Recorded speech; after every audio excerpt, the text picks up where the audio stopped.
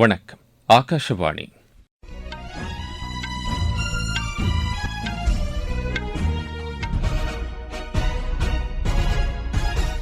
செய்திகள் வாசிப்பவர் கோபாலகிருஷ்ணன். தலைப்புச் செய்திகள். காமன்வெல்த் நாடுகளின் அவைத்தலைவர்கள் பங்கேற்கும் மாநாட்டை பிரதமர் திரு நரேந்திர மோடி இன்று புதுதில்லியில் தொடங்கி வைக்கிறார். முன்னாள் படைவீரர்கள் எதிர்கால தலைமுறையினருக்கு உத்வேகம் அளிப்பவர்களாக திகழ்கின்றனர் என்று பாதுகாப்பு அமைச்சர் திரு ராஜ்நாத் சிங் கூறியுள்ளார். ஈரானில் நிலவும் சூழல் குறித்து வெளியுறவு அமைச்சர் டாக்டர் எஸ் ஜெய்சங்கர் அந்நாட்டு வெளியுறவு அமைச்சருடன் விவாதித்தார். சத்தீஸ்கட் மாநிலம் சுக்மா மாவட்டத்தில் 29 நக்சலைட்டுகள் காவல்துறையினரிடம் சரணடைந்தனர். சென்னை சர்வதேச டென்னிஸ் போட்டியில் இந்தியாவின் எல் பத்ரிநாத், அபினவ் சஞ்சீவ் சண்முகம் இணை காலிறுதிக்கு முன்னேறியுள்ளது. இனி விரிவான செய்திகள். காமன்வெல்த் நாடுகளின் அவைத்தலைவர்கள் பங்கேற்கும் மாநாடு இன்று புதுதில்லியில் நடைபெறுகிறது. பிரதமர் திரு நரேந்திர மோடி தொடங்கி வைக்கும் இந்த மாநாடு மக்களவைத் தலைவர் திரு ஓம் பிர்லா தலைமையில் நடைபெறவுள்ளது. 42 காமன்வெல்த் நாடுகளின் அவைத்தலைவர்கள் இம்மாநாட்டில் பங்கேற்க உள்ளனர். வலிமையான ஜனநாயகத்தை பராமரிப்பதில் அவைத்தலைவர்களின் பங்களிப்பு உள்ளிட்ட தற்கால நாடாளுமன்ற விவகாரங்கள் குறித்து இம்மாநாட்டில் விரிவாக விவாதிக்கப்பட உள்ளது. நாடாளுமன்ற அவை நடவடிக்கைகளில் செயற்கை நுண்ணறிவை பயன்படுத்துதல், நாடாளுமன்ற உறுப்பினர்களின் சமூக வலைதள பதிவின் தாக்கம், அவை நடவடிக்கைகள் குறித்து பொதுமக்கள் மேலும் அறிந்து கொள்வதற்கான புதுமையான உத்திகள் மற்றும் மக்கள் பங்கேற்பு தொடர்பாகவும் இந்த அவைத்தலைவர்கள் மாநாட்டில் விவாதிக்கப்பட உள்ளதாக எமது செய்தியாளர் தெரிவிக்கிறார். முன்னாள் படைவீரர்கள் எதிர்கால தலைமுறையினருக்கு உத்வேகம் அளிப்பவர்களாக திகழ்கின்றனர் என்று பாதுகாப்பு அமைச்சர் திரு ராஜ்நாத் சிங் கூறியுள்ளார். முன்னாள் படைவீரர்கள் தினத்தை ஒட்டி தில்லியில் நடைபெற்ற நிகழ்ச்சியில் பங்கேற்று பேசிய அவர், முன்னாள் படைவீரர்கள் தேசிய உணர்வின் தூண்கள் என்று தெரிவித்தார். தங்கள் அனுபவங்கள் மூலம் இளைஞர்களுக்கு முன்னாள் படைவீரர்கள் வழிகாட்ட வேண்டும் என்றும் கேட்டுக் கொண்டார். இளைஞர்கள் அவர்களிடமிருந்து கற்றுக்கொள்ள வேண்டும் என்று அவர் வலியுறுத்தினார். கல்வி, திறன் மேம்பாடு, பேரிடர் மேலாண்மை ஆகியவற்றில் முன்னாள் படைவீரர்களின் அனுபவங்கள் எதிர்கால தலைமுறையினருக்கு ஊக்கமளிக்கும் என்று திரு ராஜ்நாத் சிங் தெரிவித்தார். ஈரானை தாக்கினால் அதன் அண்டை நாடுகளில் படைகளை நிறுத்தியுள்ள அமெரிக்க தளத்தின் மீது பதில் தாக்குதல் நடத்தப்படும் என்று ஈரான் எச்சரித்துள்ளது. ஈரான் மீது தாக்குதல் நடத்தவுள்ள அமெரிக்காவின் முயற்சியை தடுக்குமாறு அண்டை நாடுகளை அந்நாடு கேட்டுக் கொண்டுள்ளது.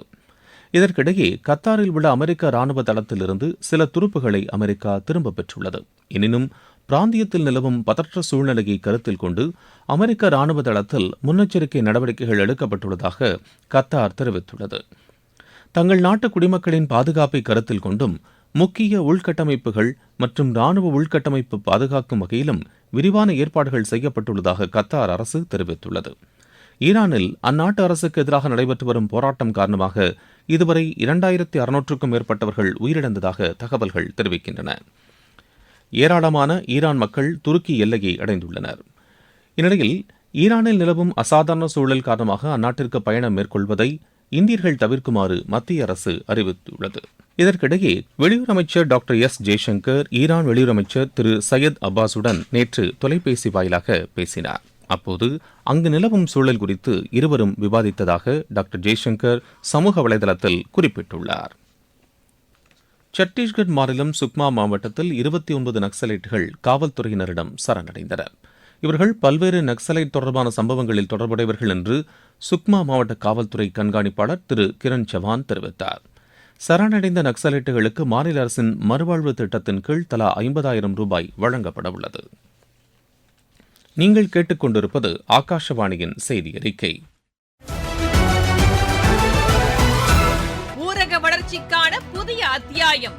வளர்ச்சியடைந்த இந்தியாவிற்கான ஊரக வேலைவாய்ப்பு உறுதி மற்றும் வாழ்வாதார சட்டம். இந்த சட்டம் வருடத்திற்கு 125 நாட்கள் வேலையை உறுதி செய்கிறது. இதில் வாரந்தோறும் ஊதியம் வழங்கப்படுவது கட்டாயமாக்கப்பட்டுள்ளது.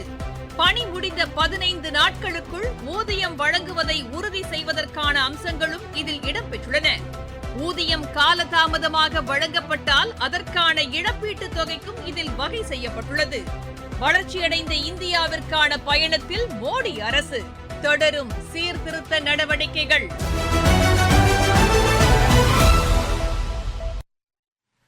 தமிழர் திருநாளாம் பொங்கல் பண்டிகை இன்று உற்சாகத்துடன் கொண்டாடப்படுகிறது. உழவர்கள் தங்கள் உழைப்பிற்கு உதவிய இயற்கை மற்றும் உழவு தொழிலுக்கு உறுதுணையாக இருந்த கால்நடைகளுக்கு நன்றி தெரிவிக்கும் வகையில் ஆண்டுதோறும் தை மாதம் முதல் நாள் இப்பண்டிகையை கொண்டாடி வருகிறார்கள். ஆடி மாதத்தில் தேடி விதைத்த பயிர்களின் விளைச்சலை அறுவடை செய்து பயனடையும் பருவமான தை மாதத்தில் அறுவடையில் கிடைத்த புத்தரிசையை புதுப்பானையில் பால், வெல்லம், நெய் சேர்த்து பொங்கலிட்டு சூரியனுக்கு படைத்து இப்பண்டிகையை கொண்டாடி வருகின்றனர். இந்நாளையொட்டி குடியரசுத் தலைவர் திருமதி திரௌபதி முர்மு, குடியரசு துணைத் தலைவர் திரு சி பி ராதாகிருஷ்ணன், பிரதமர் திரு நரேந்திர மோடி, ஆளுநர் திரு ஆர் என் ரவி, முதலமைச்சர் திரு மு க ஸ்டாலின், மத்திய இணையமைச்சர் டாக்டர் எல் முருகன், அஇஅதிமுக பொதுச் செயலாளர் திரு எடப்பாடி பழனிசாமி, பாமக நிறுவனர் மருத்துவர் சு ராமதாசு உள்ளிட்ட தலைவர்கள் மக்களுக்கு வாழ்த்து தெரிவித்துள்ளனர். பொங்கல் பண்டிகையொட்டி மாநிலம் முழுவதும் பல்வேறு நிகழ்ச்சிகளுக்கு ஏற்பாடு செய்யப்பட்டுள்ளது. சென்னையில் 20 இடங்களில் கலை நிகழ்ச்சிகள் நடைபெறுகின்றன. மாநிலத்தின் மற்ற நகரங்களில் நடைபெறும் கலை நிகழ்ச்சியில் 10,000க்கும் மேற்பட்ட கலைஞர்கள் பங்கேற்கின்றனர். இதற்கிடையே தமிழகத்தில் மதுரை மாவட்டம் அவனியாபுரத்தில் ஜல்லிக்கட்டு போட்டி சற்று முன் தொடங்கியது. நாளை பாலமேட்டிலும் நாளை மறுநாள் அலங்காநல்லூரிலும் ஜல்லிக்கட்டு போட்டி நடைபெறவுள்ளது. மேற்குவங்க மாநிலத்தில் நிபா வைரஸால் பாதிக்கப்பட்ட 2 பேரின் உடல்நிலையில் முன்னேற்றம் ஏதும் இல்லை என்று அம்மாநில சுகாதாரத்துறை தெரிவித்துள்ளது. அவர்களுடன் தொடர்புடைய 2 பேர் கண்காணிப்பில் வைக்கப்பட்டுள்ளதாகவும் அம்மாநில அரசு மேலும் கூறியுள்ளது. இதற்கிடையே 2 செவிலியர்கள் பார்சாத்தில் உள்ள தனியார் மருத்துவமனையில் சிகிச்சை பெற்று வருவதாகவும் அவர்களில் ஒருவரின் நிலைமை கவலைக்கிடமாக இருப்பதாகவும் மற்றொருவர் கோமா நிலையில் இருப்பதாகவும் தெரிவித்துள்ளது. மேலும் 121 பேரின் இரத்த மாதிரிகள் சேகரிக்கப்பட்டு கல்யாணில் உள்ள எய்ம்ஸ் மருத்துவமனைக்கு அனுப்பி வைக்கப்பட்டுள்ளதாக மேற்கு வங்க சுகாதாரத்துறை கூறியுள்ளது. கிரீன்லாந்தை கையகப்படுத்தும் அமெரிக்காவின் முயற்சிக்கு நேட்டோ நாடுகள் உதவ வேண்டும் என்று அமெரிக்க அதிபர் திரு டொனால்டு ட்ரம்ப் கூறியுள்ளார். டென்மார்க் மற்றும் கிரீன்லாந்து அரசு அதிகாரிகளுடன் அமெரிக்க துணை அதிபர் திரு ஜே டி வான்ஸ் பேச்சு நடத்துவதற்கு முன்பாக அவர் இதனை தெரிவித்தார். தேசிய பாதுகாப்பு கருதி அமெரிக்காவுக்கு கிரீன்லாந்து தேவைப்படுவதாக அவர் கூறியுள்ளார்.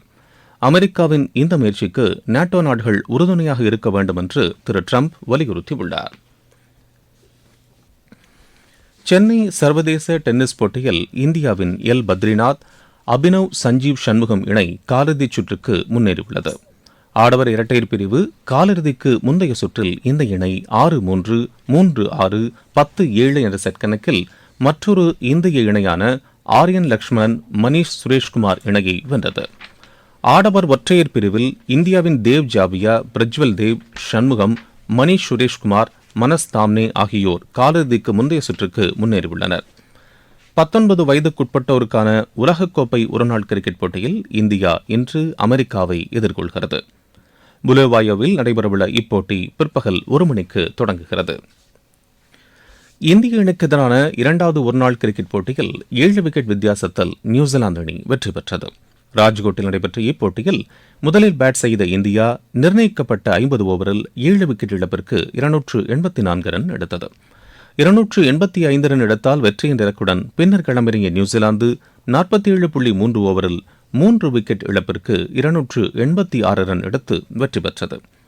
3 போட்டிகளை கொண்ட இந்த தொடரில் இரு அணிகளும் தலா ஒரு போட்டியில் வெற்றி பெற்றுள்ளன.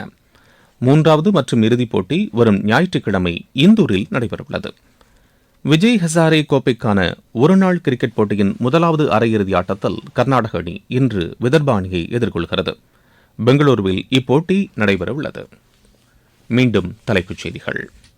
காமன்வெல்த் நாடுகளின் அவைத்தலைவர்கள் பங்கேற்கும் மாநாட்டை பிரதமர் திரு நரேந்திர மோடி இன்று புதுதில்லியில் தொடங்கி வைக்கிறார்.